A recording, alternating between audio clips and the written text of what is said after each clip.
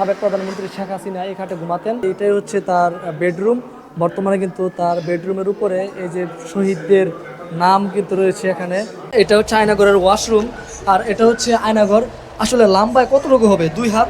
না, 2 হাতও হবে না, লম্বা 1.5 হাতের চেয়েও কম এই জায়গাটা। এই জায়গা দিয়ে কিন্তু খাবার পরিবেশন করা হতো। খুব অমানবিক নির্যাতন কিন্তু করা হয়েছিল। বাংলাদেশের বাইরে যারা বাংলাদেশি প্রবাসী রয়েছে তারাও জুলাই আন্দোলনে যারা অংশ নিয়েছিলেন বিদেশ থেকে, প্রত্যেকটা দেশের এখানে একটা করে ছবির ক্লিপ কিন্তু রয়েছে। শেখ হাসিনা যখন বিদেশি কোনো কূটনীতিক বা বিদেশি কোনো মেহমান যখন গণভবনে আসতো শেখ হাসিনার সাথে দেখা করার জন্য, তখন কিন্তু এই যে এই চেয়ারে কিন্তু তারা বসতেন। এগুলো কিন্তু গণভবনের রিয়েল সোফা। বড় বড় মন্ত্রীরা, এমপিরা কিন্তু এখানে বসে মিটিং করতেন। আসসালামু আলাইকুম। বাংলাদেশের রাজধানী শহর ঢাকা থেকে স্বাগত জানাচ্ছি, আমি হাসিব। আজকে আমরা ঘুরতে এসেছি বাংলাদেশের গণ অভ্যুত্থান যেখানে হয়েছিল। সাবেক প্রধানমন্ত্রী শেখ হাসিনা যে বাড়িতে থাকতো সেটার নাম দেওয়া হয়েছিল তখন ছিল গণভবন। 2024 সালের জুলাই আন্দোলনের পরে সেই গণভবনের নাম দেওয়া হয়েছে জুলাই স্মৃতি জাদুঘর। তো আজকে আমরা ঘুরতে আসলাম এই জুলাই স্মৃতি জাদুঘরে। এই যে দেখতে পাচ্ছেন, এটা হলো জুলাই স্মৃতি জাদুঘরের এক্সিট, এই পাশে এক্সিট, আর এটা হলো জুলাই স্মৃতি জাদুঘরের গেট। আজকের ভিডিওতে আমরা ঘুরে ঘুরে দেখাবো শেখ হাসিনা আগে যে বাড়িতে বসবাস করতেন সেই বাড়ির বর্তমান কী অবস্থা, কী হালত অবস্থা আছে, এবং আপনারা কিভাবে এখানে খুব সহজে আসতে পারবেন এবং টিকিট মূল্য কত। শেষ পর্যন্ত জানতে হলে অবশ্যই চ্যানেলটা সাবস্ক্রাইব করে সাথে থাকবেন। আর যদি ভিডিওটা ফেসবুক থেকে দেখে থাকেন তাহলে অবশ্যই ফেসবুক পেজ হাসিবন্ধ এক্সপ্লোর ফলো করে দিবেন। গেট দিয়ে প্রবেশ করার পরে প্রথমেই আপনাকে এরকম গণ অভ্যুত্থানে ঘটে যাওয়া বিভিন্ন ঘটনা এবং বিভিন্ন স্লোগান, তারপরে বিভিন্ন প্রতিবাদী গ্রাফিতি কিন্তু আপনাকে প্রথমে স্বাগত জানাবে। এগুলো কিন্তু খুব সুন্দর করে কিন্তু গ্রাফিতি করা হয়েছে। আর এর পাশে রয়েছে খোলা ময়দান। আগে বাংলাদেশের সাবেক প্রধানমন্ত্রী শেখ হাসিনা কিন্তু এই বাসভবনে হাঁটতেন, এই রাস্তা দিয়ে হাঁটতেন, এবং এই জায়গাটা কিন্তু বিশাল বড়, অনেক বড়। তো চলুন আপনাদেরকে একে একে করে সব কিছু দেখাচ্ছি। আমার পিছনে যেটা দেখতেছেন এগুলো সবগুলো হচ্ছে প্রতীকী কবর। তো জুলাই গণ অভ্যুত্থানে যারা মারা গিয়েছিল, যারা শহীদ হয়েছিল 2024 সালে, তাদের স্মরণে কিন্তু এখানে একটা প্রতীকী কবর কিন্তু করে রাখা হয়েছে। এগুলো কিন্তু আসল কবর না। আর এর পাশেই কিন্তু সকল শহীদদের নাম কিন্তু খোদাই করে লেখা রয়েছে এই পাথরের উপরে। এই গেট দিয়ে প্রবেশ করার পরে একদম সামনেই কিন্তু এই প্রতীকী কবরস্থানটা। আর এই গণকবরের একদম এই যে পিছনে দেখা যাচ্ছে এই যে শেখ হাসিনা যে বাড়িতে থাকতো এটা। আর এর সামনে রয়েছে পিলখানা হত্যাকাণ্ডের একটা ভাস্কর্য কিন্তু এখানে রয়েছে। গণকবরের পাশে ভাস্কর্যের মাধ্যমে ফুটিয়ে তোলা হয়েছে 2009 সালের পিলখানা হত্যাকাণ্ডের স্মৃতি ও ইতিহাস। পাশেই রয়েছে 2024 সালের গণ অভ্যুত্থানের একটি আইকনিক মুহূর্ত। কেন্দ্রীয় শহীদ মিনারে ছাত্র জনতার আন্দোলনের প্রতি একাত্মতা প্রকাশ করে রিকশার উপর দাঁড়িয়ে সেলুট দিয়েছিলেন রিকশা চালক সুজন। সেই ঐতিহাসিক সেলুটের মুহূর্তটি ভাস্কর্যের মাধ্যমে তুলে ধরা হয়েছে এখানে। 24 আগস্ট ফার্ম গেটে নিহত নাফিসকে বহন করা রিকশাটির গুরুত্ব তুলে ধরা হয়েছে এই জাদুঘরে। একটি সাধারণ রিকশায় কিভাবে একটি ঐতিহাসিক ঘটনার সাক্ষী হয়ে উঠেছিল সেই স্মৃতিরও সংরক্ষণ করা হয়েছে এখানে। আর তার পাশেই গণভবনের ঠিক সামনে আনাসের লেখা সেই চিঠিটি আজও ঠায় দাঁড়িয়ে রয়েছে জাদুঘরের প্রবেশ মুখে, যা সেই সময়ের আবেগ, প্রতিবাদ এবং মানুষের আকাঙ্ক্ষার একটি গুরুত্বপূর্ণ স্মারক। এখন আমরা প্রবেশ করব জুলাই স্মৃতি জাদুঘরে, অর্থাৎ আগে শেখ হাসিনা যে বাড়িতে বসবাস করতেন। তো চলুন আমরা এটার ভিতরে প্রবেশ করি এবং আপনাদেরকে দেখাবো এর ভিতরে কী আছে এবং শেখ হাসিনা কোথায় কী ব্যবহার করতেন, শেখ হাসিনা কোন খাটে ঘুমাতেন এবং এটার ভিতরে বর্তমান অবস্থা কীরকম। তো চলুন আমাদের সাথে। এই যে আমরা এই মুহূর্তে ভিতরে প্রবেশ করলাম। এখানে 2024 লেখা হয়েছিল, হাসু আপা পালাইছে, সেই লেখাটা কিন্তু এখনও এখানে। 5 আগস্টে ছাত্র জনতা এটার ভিতরে প্রবেশ করার পরে কীরকম একটা অবস্থা হয়েছিল এই রুমের, এটা কিন্তু আপনারা গেট দিয়ে প্রবেশ করার পরে প্রথমে কিন্তু এখানে এটা দেওয়া রয়েছে। এই যে আমার বন্ধু আসর কিন্তু এটা খেলে খেলে দেখছে এখানে, আর আমার বন্ধু আদের খুব ভালোভাবে এই জিনিসটা উপলব্ধি করতেছে। আসলে 5 আগস্টে ছাত্র জনতা এটার ভিতরে প্রবেশ করে রুমের কী অবস্থা ছিল, কী অবস্থা করেছিল এই রুমটার, এটা কিন্তু প্রথমে ঢুকে আপনাদের চোখে পড়বে। ভিতরে ঢুকার পরে এই যে একটা অ্যানিমেশনের মতো দেখা যাচ্ছে এখানে। শেখ হাসিনার ক্ষমতা যারা ধরে রাখার চেষ্টা করেছিল, শেখ হাসিনার ক্ষমতাকে টিকিয়ে রাখার জন্য যারা চেষ্টা করেছিল, বড় বড় ঊর্ধ্বতন কর্মকর্তা বা বড় বড় মন্ত্রী ছিল তখন, তাদেরকে একটা অ্যানিমেশনের মাধ্যমে তাদের ছবি ফুটিয়ে তোলা হয়েছে। আর এখানে দেখেন একটা ইন্টারেস্টিং বিষয়, এটা এই রুমটার ব্যাপারে আগে আপনাদেরকে বলি। শেখ হাসিনা যখন বিদেশি কোনো কূটনীতিক বা বিদেশি কোনো মেহমান যখন গণভবনে আসতো শেখ হাসিনার সাথে দেখা করার জন্য, তখন কিন্তু এই যে এই চেয়ারে কিন্তু তারা বসতেন। এগুলো কিন্তু গণভবনের রিয়েল সোফা। বড় বড় মন্ত্রীরা, এমপিরা কিন্তু এখানে বসে মিটিং করতেন। আর নিচে দেখা যাচ্ছে গণভবন যেরকম অবস্থায় ছিল তখন সেই ওরকম অবস্থায় কিন্তু এখানে উপর দিয়ে কিন্তু গ্লাস দেওয়া হয়েছে। আর এখানে দেখা যাচ্ছে যে গণভবনের দলিল, তারপরে হচ্ছে বিভিন্ন ব্যাগ, তারপরে জুতা, এগুলো কিন্তু এখানে দেওয়া রয়েছে। এর পাশে এখানে সামনে যে অবিরামভাবে বেজে চলছে 5 আগস্টে এই রুমের ভিতরে কিভাবে ধ্বংসযজ্ঞ চালানো হয়েছিল, বিক্ষুব্ধ ছাত্র জনতা এখানে কিভাবে ধ্বংসযজ্ঞ চালাচ্ছিল সেটার কিন্তু একটা অ্যানিমেশন এখানে দেখানো হচ্ছে। তো চলুন দেখা যাক, আমরা সামনে যাই। পাশের এই কক্ষে তুলে ধরা হয়েছে 24 সালের গণ অভ্যুত্থানের আগে গুমের শিকার হওয়া ব্যক্তিদের জবানবন্দি। টিভি স্ক্রিনে অবিরামভাবে সেই জবানবন্দিগুলো প্রচার করা হচ্ছে, আর দর্শনার্থীরা চেয়ারে বসে খুব মনোযোগ দিয়ে দেখছেন ও শুনছেন সেই ভয়াবহ অভিজ্ঞতার কথা। এখন আরেকটা গুরুত্বপূর্ণ একটা রুমে প্রবেশ করেছি। এই রুমে হচ্ছে 2013 সালের 5 মে, অর্থাৎ 2013 সালের 5 মে শাপলা চত্বর হেফাজতে ইসলাম এবং বাংলাদেশের আলেম সমাজের উপরে হাসিনা সরকারের যে নিপীড়ন, এই নিপীড়নের একটা চিত্র এখানে তুলে ধরা হয়েছে। আর এটা হচ্ছে শাপলা চত্বরের, এটা হচ্ছে মেইন ফুটেজ। দিনের বেলা এই ফুটেজটা নেওয়া হচ্ছিল বিক্ষোভ মিছিলের। আর এর পাশেই মনিটরে কিন্তু অবিরামভাবে বেজে চলছে যে পুলিশের গণহত্যা তারা চালিয়েছিল আলেম সমাজের উপরে, সেটার একটা ফুটেজ কিন্তু এখানে অবিরামভাবে বেজে চলছে। যে দেখা যাচ্ছে এখানে একজন সহযোদ্ধা তার আরেকজন সহযোদ্ধাকে কিন্তু বুকে টেনে নিয়ে তোলার চেষ্টা করছে রাজপথ থেকে। তো এই ছবিটা কিন্তু দেশ বিদেশে অনেক সাড়া ফেলেছিল এই ছবিটা। এখানে একজন শহীদ, তার নাম হলো মাওলানা রাশিদুলের রক্তমাখা, এটা হচ্ছে তার গেঞ্জি, আর এগুলো হচ্ছে তার থেকে পাওয়া যে কয়েনগুলো ছিল, তার মানি ব্যাগ, এগুলো এখানে দেওয়া রয়েছে। এই পাশেও কিন্তু বিভিন্ন শহীদদের, অনেক শহীদ যারা হয়েছিলেন 2013 সালে, তাদের নাম কিন্তু এখানে দেওয়া রয়েছে। চলুন আমরা এর পাশাপাশি আরও অনেক রুম রয়েছে এখানে, এগুলো দেখার চেষ্টা করি এবং আপনাদেরকে দেখানোর চেষ্টা করি। জুলাই আন্দোলনে সবথেকে বেশি আলোচনায় থাকা বিষয়গুলোর মধ্যে একটা ছিল লাল টেলিফোন। তো এটাই হচ্ছে হাসিনার লাল টেলিফোনের যে কক্ষটি এখানে রয়েছে। তারপরে এখানে রয়েছে 2টা মোবাইল, আর ওইদিকে কিন্তু মোবাইল রয়েছে লাল টেলিফোন। শেখ হাসিনা যে কর্মকর্তাদেরকে নির্দেশ দিত, আদেশ করতো, কিভাবে মানুষের উপর জুলুম অত্যাচার করতো, তা এই টেলিফোনের মাধ্যমে শুনতে পারতেছি। এতদিন মিডিয়াতে দেখতাম, এখন আমরা সরাসরি, আসলে খুবই খারাপ লাগে এগুলো। আগে তো মিডিয়াতে দেখতাম, এখন বাস্তবে আমরা দেখতেছি আর কি। তো এখানে যারা দর্শনার্থী যারা রয়েছে সবার কিন্তু আগ্রহের একটা কেন্দ্রবিন্দু কিন্তু রয়েছে এই লাল টেলিফোন। আমরা এখন নিচতলা ঘুরে আমরা 2য় তলায় প্রবেশ করতেছি গণভবনের। শেখ হাসিনা যে বেডরুমে থাকতেন আমরা সেই রুমটাও দেখার চেষ্টা করব, এবং 2য় তলায় কি রয়েছে সেটাও আমরা চলেন দেখি যে 2য় তলায় কি রয়েছে।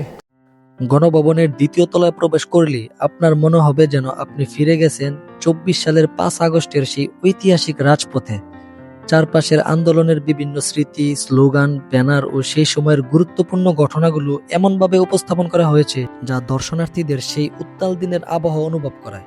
এবং 24 সালের গণ অভ্যুত্থানের সামনে থেকে নেতৃত্ব দেওয়া আন্দোলনের বিভিন্ন সমন্বয়ক ও ছাত্র জনতার ভূমিকার চিত্রও এখানে তুলে ধরা হয়েছে। তাদের নেতৃত্ব, আন্দোলনের গুরুত্বপূর্ণ মুহূর্ত এবং 5 আগস্টের ঘটনা প্রবাহের স্মৃতিগুলো মিলিয়ে পুরো তলাটিই যেন সেই সময়ের একটি জীবন্ত চিত্র হয়ে উঠেছে। 2য় তলায় প্রবেশ করার পরে সাবেক স্বরাষ্ট্রমন্ত্রীর একটা কথা কিন্তু আমরা এখানে দেখতে পাচ্ছি, দেখা যাচ্ছে গুলি করি মরে একটাই যায় স্যার, বাকিটি যায় না। তো 2য় তলায় আপনি ম্যাপ অ্যানিমেশন রুম থেকে আপনি আসার পরে এই লেখাটা দেখতে পাবেন। এবং এর পাশে হচ্ছে এখানে জুলাইতে যে সাহসী যারা এখানে নেতৃত্ব দিয়েছিল তাদের একটা ছবি কিন্তু এখানে রয়েছে। এই যে এখানে হচ্ছে এনসিপির বর্তমান যিনি এমপি রয়েছেন আখতার হুসাইন, তার একটা পুলিশি নির্যাতনের একটা ছবি এখানে। তারপরে যে এখানে হচ্ছে ঢাকা বিশ্ববিদ্যালয়ের ছাত্রছাত্রী, তাদেরকে বলা হয়েছিল তারা যেন হল ছেড়ে বের হয়ে যায়, হল ছাড়ার একটা ফুটেজ এখানে রয়েছে। তারপরে হচ্ছে ঢাকা মেডিকেল কলেজের জরুরি বিভাগের সামনে ছাত্র জনতাকে তাদের একটা রক্তমাখা দৃশ্য। এনসিপির বর্তমানের যিনি আহ্বায়ক রয়েছেন নাহিদ ইসলাম, তার নির্যাতনের একটা ছবি এখানে ফুটে উঠেছে। আর এখানে রয়েছে রাজু ভাস্কর্যের সামনে ছবি। আর এই ছবিটা অবশ্য আপনারা আমার ভিডিওতে অবশ্যই দেখবেন। সামনে শহীদ নাফিসকে যিনি রিক্সা চালক গুলি করার পরে নিয়ে গিয়েছিল। এই পুরো রুমটাই কিন্তু সাজানো হয়েছে জুলাইতে তোলা ছবির মাধ্যমে সাজানো হয়েছে। এখন খুব সুন্দর একটা রুমের ভিতরে আমি এসেছি। এখানে মূলত হচ্ছে যারা শহীদ হয়েছিল, ধরেন আপনার পরিচিত কেউ শহীদ হয়েছিল, আপনার ভাই কিংবা আপনার জেলায় কেউ পরিচিত একজন শহীদ হয়েছিল, আপনি কিন্তু তাদের নাম সার্চ করে এখানে দেখতে পারবেন। যেমন নরসিংদীর তাহমিদ শহীদ হয়েছিল, তার নামটা আমি এখন দেখলাম। তো আমাদের নরসিংদীতে আরও একটা হত্যাকাণ্ড হয়েছিল, সেটা হচ্ছে সিয়াম। আমি সেটা দেখার চেষ্টা করব। যেমন এখানে লিখছি আমি SIYAM, সিয়াম। এই যে দেখা যাচ্ছে সিয়াম, এই যে সিয়াম নরসিংদী, তার বয়স ছিল 16 বছর। আমি এখানে ক্লিক করলাম।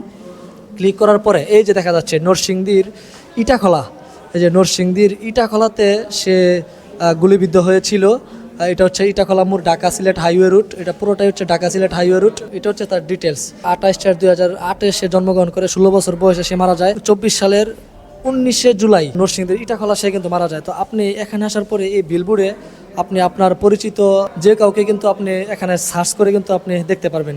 আমি এই মুহূর্তে রয়েছি শেখ হাসিনার বেডরুমে। আপনাদেরকে এখন চলেন শেখ হাসিনার বেডরুমটা দেখাই। এই যে আমার পিছনে এই যে খাটটা দেখতে পাচ্ছেন, এই খাটেই কিন্তু সাবেক প্রধানমন্ত্রী শেখ হাসিনা এই খাটে ঘুমাতেন। ছাত্র জনতার আন্দোলনের পরে ছাত্ররা এই খাটে এসে কিন্তু আনন্দ উল্লাস করেছিলেন।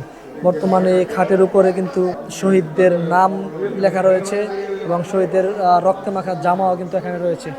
আর শেখ হাসিনার এই রুমটা মোটামুটি বেশ বড় এবং উপরে এসি রয়েছে। শেখ হাসিনার বেডরুমের যে পাশে রয়েছে আবু সাইদের 15 নম্বর জার্সি, তারপরে হচ্ছে ওয়াসিমের 19 নম্বর জার্সি, আর এর পাশেই হচ্ছে অবিরামভাবে বেজে চলছে মুগ্ধের যে পানি লাগবে পানি, সেই আর্তনাদ এখানে। এটাই হলো সেই আবু সাইদের জার্সি, তার ব্যবহৃত জার্সি। আবু সাইদের মা, আবু সাইদের বাবা এখানে, এবং আবু সাইদের জুতো, আবু সাইদের যেই পাঞ্জাবি লুঙ্গি। এই পাশে রয়েছে শহীদ ওয়াসিমের একটা পাসপোর্ট, ওয়াসিমের ছবি কিন্তু এখানে রয়েছে। কিন্তু একটা জিনিস দেখে আমি অবাক হলাম, জুলাই স্মৃতি জাদুঘরে আবু সাইদের ছবি কেন নেই ভাই, আমি বুঝলাম না।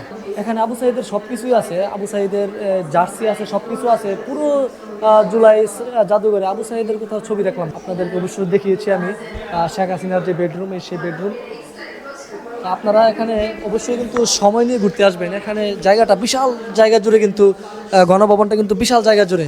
আপনারা যখন আসবেন সময় নিয়ে ঘুরতে আসবেন। একসময় যে জায়গাটি ছিল রাষ্ট্রের ক্ষমতার কেন্দ্র, আজ সেই গণভবনই হয়ে উঠেছে জুলাই গণঅভ্যুত্থান স্মৃতি জাদুঘর। এখানে শুধু 2024 সালের জুলাই আন্দোলনের স্মৃতিই নয়, নিপীড়ন, সহিংসতা, মানুষের প্রতিবাদ এবং মুক্তিযুদ্ধের চেতনার সঙ্গে সম্পৃক্ত বিভিন্ন ঐতিহাসিক মুহূর্ত তুলে ধরা হয়েছে। দেশের গণ্ডি পেরিয়ে বিশ্বের বিভিন্ন প্রান্ত থেকে যারা 2024 সালের আন্দোলনের সঙ্গে একাত্মতা প্রকাশ করেছিলেন, তাদের সেই ঐতিহাসিক মুহূর্তগুলোর স্মৃতিও এখানে স্থান পেয়েছে।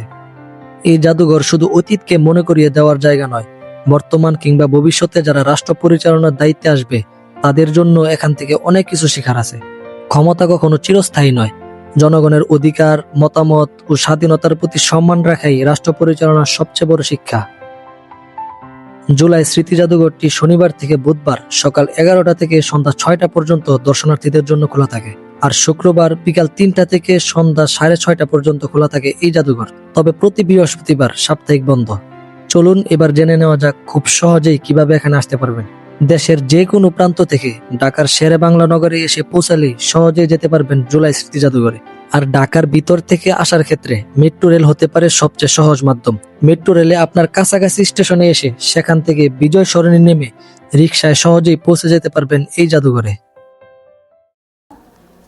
জুলাই জাদুঘরের একদম সর্বশেষ আপনি যে জিনিসটা দেখবেন, জুলাই নিয়ে অনেক বিভিন্ন বই এবং বিভিন্ন গ্রন্থাগার কিন্তু এখানে রাখা হয়েছে। যেমন আমি একটা বই পড়ছিলাম, বইয়ের নাম ছিল জুলাই গণঅভ্যুত্থান ও জেল জীবন। এখানে কিন্তু এছাড়া অনেক বিভিন্ন বই রয়েছে, এবং এর পাশে যে আমার বন্ধু একটা বই পড়ছে, এটার নাম হচ্ছে জুলাই বয়ান, জুলাই রেকর্ডস, এরকম একটা বই। তো আপনি জুলাই জাদুঘর ঘুরতে আসলে সর্বশেষ কিন্তু এই বইয়ের মাধ্যমে আপনি জানতে পারবেন সত্য ঘটনা, এবং এটার অবশ্যই দরকার ছিল। আমি এটা আশা করছিলাম। গণভবন ঘুরে একদম সর্বশেষ আমরা আসছি এখন আয়নাঘর দেখার জন্য। এই যে আমার পিছনে দেখা যাচ্ছে আয়নাঘরের একটা প্রদর্শনী এখানে রয়েছে। এগুলো হলো কৃত্রিম আয়নাঘর। আসলে আয়নাঘর কেমন ছিল এটা আপনাদেরকে দেখানোর চেষ্টা করে চলেন। এই যে এখানে রয়েছে আয়নাঘরের একটা ব্যানার, তার ভিতরে ঢোকার চেষ্টা করি আমরা। এই যে দেখেন, এই জিনিসটা খুব ছোট, আসলে দেখতে অত বড় না, একদম ছোট আয়নাঘর। আপনি লম্বায় কতটুকু হবে? আর এই পাশে হচ্ছে ওয়াশরুম এখানে। এটাই ছিল আয়নাঘর। শেখ হাসিনার শাসন আমলের আয়নাগরে রয়েছে আমি এখন।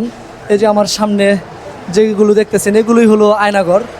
এই যে উপরে একটা আওয়াজ, একটা ফ্যান রয়েছে আওয়াজ, আর এটা কিন্তু খুব ছোট, আপনি 1.5 থেকে 2 হাত হবে লম্বা। আর এক পাশে হচ্ছে ওয়াশরুম, আর এটা হচ্ছে এটার রুমটা। এ পাশে হচ্ছে আর একটা রুম দেওয়া রয়েছে, এটাতে কিন্তু আলো রয়েছে। আসলে রুমগুলো কিন্তু খুব ছোট। এই রুমে আসলে এই রুমটা একটু বড় দেখা যাচ্ছে। রুমটা লাগিয়ে দিব এখানে, দেখেন রুমটা লাগানোর পরে আমি এখানে ভালোভাবে ক্যামেরা দূরে সরিয়ে কিন্তু কথা বলতে পারতেছি না, এত ছোট। আয়নাঘর কি আসলে এরকম ছিল নাকি? যদি এরকম হয়ে থাকে তাহলে তো অমানবিক নির্যাতন করা হয়েছে। যারা আয়নাঘরে ছিল তারাই বলতে পারবে জিনিসটা এত ছোট ছিল কিনা। খুবই ছোট, একদম দেখতে খুব ছোট আয়নাঘর। এটা হলো আরেকটা আয়নাঘরের আরেকটা রুম। আয়নাঘর বলতে আমি এখন যদি ধরেন এই দরজাটা এখানে লাগিয়ে দিই, এই পুরো রুমে আমি আর আমার বন্ধু যে এখানে আমার র্যাব 10 ধরেছে। তারপরে হচ্ছে কতদিন এখানে ছিল একজন মানুষ, সে কিন্তু দাগ দিয়ে এখানে রাখতো। আর এখানে আপনি যখন আসবেন তখন কিন্তু আপনি কয়দিন এখানে আছেন আপনি তা কিন্তু আপনি বুঝবেন না। বাইরে রাত না দিন আপনি কিন্তু তা অনুভব করতে পারবেন না। আর এই যে বাইরে থেকে আপনি যারা এখানে আসতো এখান দিয়ে খাবার দেওয়া হতো। আর এই রুমে কিন্তু বছরের পর বছর যারা বন্দী ছিল, যারা সরকার নির্যাতিত যারা ছিল, তারা কিন্তু এই রুমও কিন্তু কাটায় দিত। এটাই হচ্ছে সেই আয়নাঘর। এই ছোট্ট ছিদ্র দিয়ে, এই যে এটা কিন্তু পড়ে যাচ্ছে বারবার, এই ছোট ছিদ্র দিয়ে কিন্তু খাবার দেওয়া হতো এটার ভিতরে। তো এটার ভিতরে আসলে মানুষের কতটা অমানবিক নির্যাতন করা হতো এটা কিন্তু ফুটিয়ে তোলা হয়েছে এই গণভবন অর্থাৎ জুলাই জাদুঘরে।